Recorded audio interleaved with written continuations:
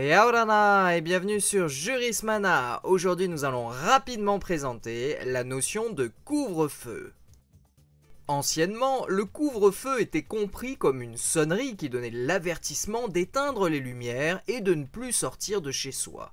Aujourd'hui, cette expression non juridique correspond à une mesure de police qui interdit de sortir de chez soi durant certaines heures de la journée, généralement le soir.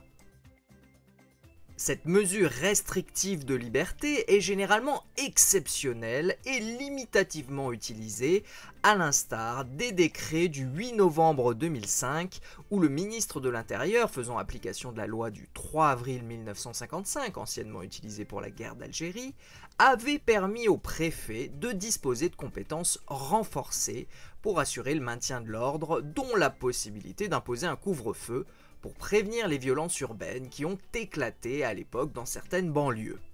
On peut aussi citer les pouvoirs de police généraux de la commune issus de l'article L 2212-2 du Code général des collectivités territoriales qui ont permis de mettre en place des couvre-feux pour les mineurs dans certaines villes et sous certaines conditions.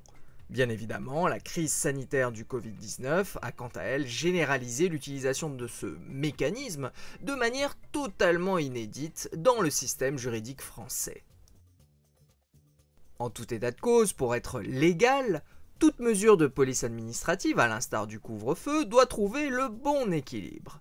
Prévenir efficacement le trouble à l'ordre public, tout en réduisant le moins possible les libertés publiques. À défaut d'une telle proportionnalité, instituée par l'arrêt Benjamin de 1933, la mesure est annulée par le juge administratif.